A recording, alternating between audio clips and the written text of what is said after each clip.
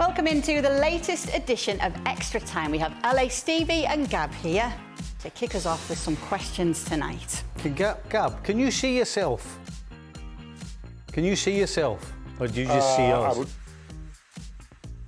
I would have to turn, but I can see myself, yes. Why? No, it's just your face was brilliant during the show. You were sitting going like that.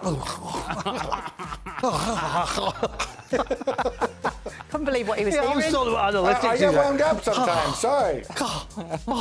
What's going on? It only happens when you're on. He nearly did it there, look. He nearly did it again.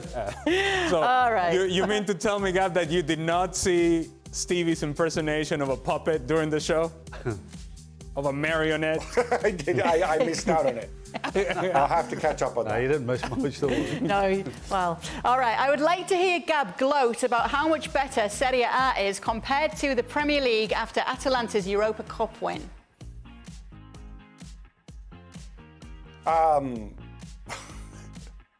Look, I want to be consistent here. You don't judge the strength of a league simply based on results like that, based on individual head-to-heads. That goes much deeper than that, right? That said, I thought Gasperini, who not my favorite person overall, but a phenomenal coach, phenomenal what he do. He said something that I completely agree with. Afterwards, he said, yeah, this is about us. It's a really meaningful victory. We're not the biggest, richest club in the world. Unlike Leverkusen, they're not owned by a pharmaceutical giant, let alone, some of those massive owners that we see. But he said, we really made the most of our resources, and that's why we're so proud. And, but he said, we're not the only winners this season. And, he cited Bologna, who are qualifying, obviously, qualified for the Champions League. Phenomenal season they've had. He could have mentioned Brest in France, also qualifying for the Champions League. Obviously, Stuttgart in Germany. All these stories, and this applies to some Premier League clubs as well, who punch above their weight. They're saying that's a victory. That is a trophy. And it may not be a real trophy, but in terms of achievement, it's much more of an achievement than some of these teams that we see who have twice, 3 times, 5 times, 10 times the resources, the wage bill, the spending of some of the smaller clubs in the league who, back into their either their domestic cup or their domestic title even. And I'm not just picking on Paris Saint-Germain here. And you kind of ask yourself, well, what is more meaningful here? And I love what he said because it's so true. If we want to celebrate achievement, if we want to celebrate people planning and doing their jobs well, a lot of times it's not going to be the big clubs who have the bigger players and the fancy managers, because those teams just win by inertia. I heard that Gasperini loves you, Gab. Oh, wow. Yeah? Wow. We go way back. Stevie, is Xabi Alonso responsible for leaving Tapsoba isolated against Lookman, who played like Neymar in his prime? No, I wouldn't say so. I just think that the way that Atalanta played the game, the situations arose. I don't think Xabi Alonso would have been sitting going, right, if we're going to be one-on-one here, we need to do this, this and this. His plan was to outplay Atalanta. He probably knew that they would close him down, but he, having won 51 games in the trot, and not lost for 51 games, thinks that, yes, that's how they play, and yes, if they're at their best, it's going to be tough, but we think we can outplay them.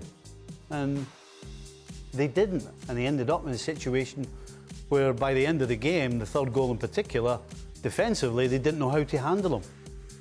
If you let him come inside, he'd already stuck one in the bottom corner, so we let him go on the outside, and he stuck it in the top corner. So sometimes you just get done on the day. I was asking you during the game, though, how do a team like Atalanta keep that up throughout the game like they do? Well, I think going ahead is huge. When you're putting so much physical effort into a game and you go ahead, it makes it easier to run the extra yard. It makes it easier to get forward. It makes it easier to run back. Everything becomes easier. And of course, when you get the second, I mean, you're in cloud nine and you just keep running.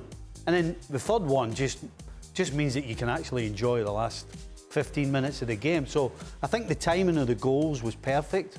But I said it on the show, it was a perfect night for Atalanta. Everything just, they couldn't have written it up any better. You're just talking about the goal, Stevie, even further between the second Atalanta goal and their third, the opportunity by Grimaldo. If he's able to put that away, that creates doubt. And if you create doubt, then a team that is running all over the place, all of a sudden you get to a point where you want to protect. Instead of going and attack, instead of staying aggressive, naturally, the natural reaction is to take a step back instead of a step forward. That may have allowed Bayer Leverkusen some time and space for them to play in the attacking half, which they never got from Atalanta. Okay then, Ali, given Leverkusen's numerous late comebacks this season, do you think they will regress significantly, or are they poised to be the team to beat next season? Where? Where is the question?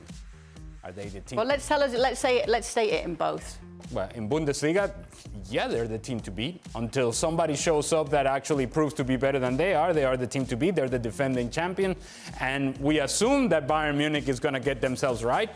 We assume that their managerial decision is going to be the correct one, and we assume that eventually Bayern Munich will get back to who they are. But those are assumptions. What we do know is that Bayer Leverkusen, if indeed they stay together, as reportedly they will stay together, and Xabi Alonso staying in place, it feels like they're still building and they're still getting better. Now, that doesn't mean that they're going to go unbeaten the whole season, because all this games and late comebacks and so on and so forth, they have a way of, and I've said this in our coverage time and time again, what goes around comes around. And there are moments in which, yeah, you're getting all those good bounces and you're taking advantage of those late opportunities. Eventually, those things kind of get away from you as well. And that, I think, by the law of averages, eventually is going to turn around for Bayer Leverkusen, but they're still the team to beat in Bundesliga going into next season.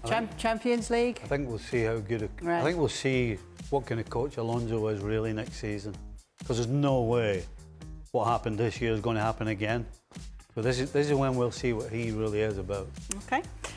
For Gab, why are clubs only looking for younger managers when there are still so many good older managers like Gasperini himself out there?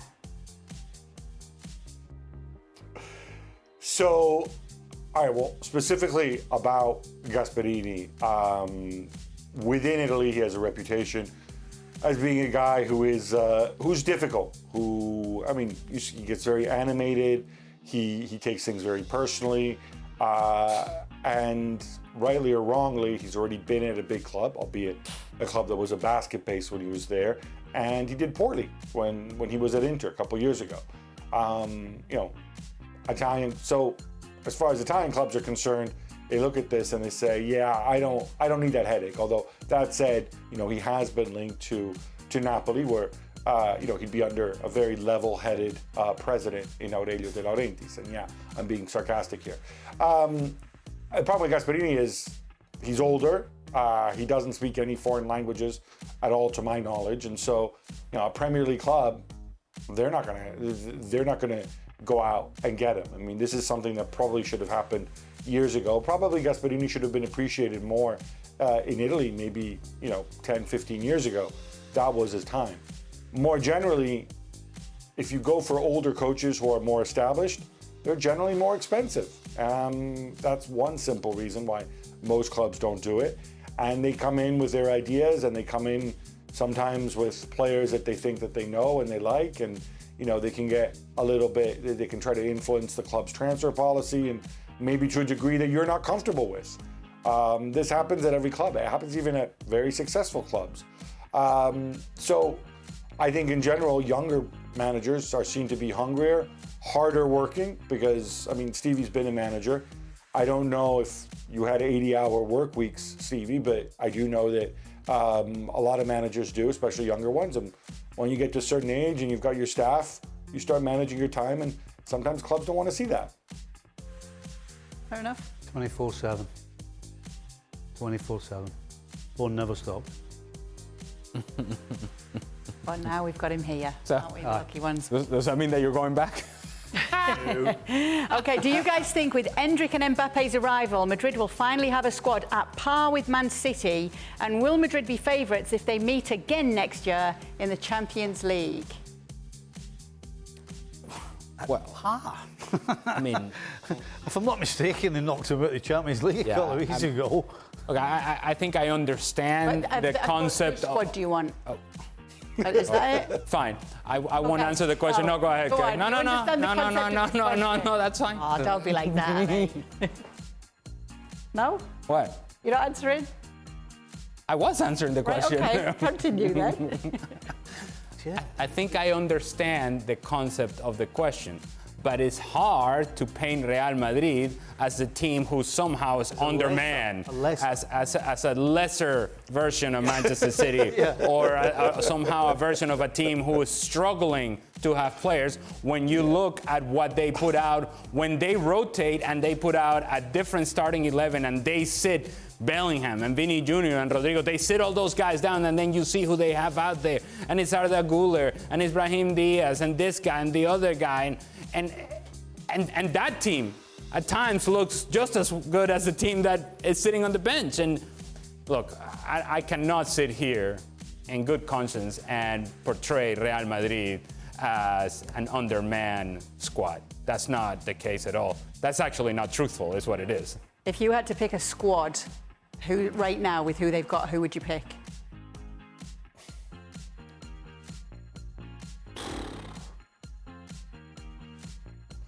Well, See, if I'm a player, right, but and I've got a choice of Real Madrid or Man City, I think I'm going to Real Madrid. I think I'm going to Real Madrid. Duh, says Gab. Well, no, because it's. I say this with the greatest respect. Are you going to go to Man City, where Pep has 1 year left on his contract, where, I say this with the greatest of respect for all of Man City's achievements. Real Madrid probably are a slightly bigger club, with a slightly bigger history, and it's Madrid and whatever else. So, all things being equal. But going back to the question, I think if you project forward to next season, for Real Madrid, it can't just be Endrick and Mbappe coming in. I think there's going to be some significant changes. It's not just they're going to have to replace Toni Kroos. I'm pretty sure it's not official yet, but I'd be very surprised if Luka Modric comes back. And he did play a whole bunch of games this year, mostly off the bench, and it wasn't enough for him. At the back, Nacho's gone, who was your starter most of the year. Alaba is going to be coming back from an ACL at some point. Militao's back from an ACL, still doesn't look himself. Carvajal and Lucas Vazquez down the right side are 32 and 33 respectively. So you're going to have to think about succession there too. And at left back, Mendy has got a year left. I think he's going to probably move on. I don't think they're going to extend his contract. So you're looking at probably a new left back there as well. So I think asking what are these two teams going to look like if they meet in the Champions League next May, well, Real Madrid could look substantially different, I think, from the way they look this year. Okay, last question. Ale, how do you rate Sorloth? Do you see him moving to a traditional big club next season? I would say that Sorloth has had a great season, had a particularly impressive game against Real Madrid, and then let's relax. Let's calm down. Calm down. Good player, will score goals for you, but he is a mid-table, perhaps Europa League sort of team, kind of goal scorer. That guy and that sort of team, that's his level. Let's not get crazy. Let's not get ahead of ourselves. He's linked with Atleti. I can see that. That's a tear down. I can see that. Yeah, I think it's a step. Hey, I don't think there's much difference right now at this point in their careers between Álvaro Morata and Alexander Sorloth. And you can make the argument that Sorloth, given the fact that he's going to be the Pichichi in La Liga, he's had a better season, and so therefore you can see that potentially this would work for Atletico Madrid, but let's not get crazy. Gab? What I think is absolutely fascinating is in the Europe's Big Five leagues, the three players who scored the most goals from open play this season are the three center forwards are Harry Kane, fine, tremendous goal scorer, we know all about him. But the other two, the guys who are second and third, are Sergio Guirassy and Alexander Sorloth. And I think in both cases, especially Guirassy, but also Sorloth, this really comes out of nowhere. It comes out of nowhere. They never scored anywhere near as many goals for many years. They've been to a bunch of different clubs. They were never that impressive. And then all of a sudden, they're on fire. And I find that absolutely fascinating. I mean, Ali was a goal scorer. Maybe you can tell us how. Do you ever have seasons where all of a sudden everything goes in, and then you go back to being completely ordinary for years? I don't know. I don't know if there's something in the mentality of a striker, but to achieve what he achieved for a Villarreal team who, by the way, had 3 different coaches this season that were a mess, that were underachieving in mid-table, that's completely different than Erling Haaland scoring a bunch of goals with De Bruyne and Bernardo Silva and Phil Foden setting you up. So hats off to Sorloth. Even if he's 50% worse next season, that's still one hell of a striker. What's that? He's not a goal scorer, he's a scorer of goals. Yeah, all right, okay.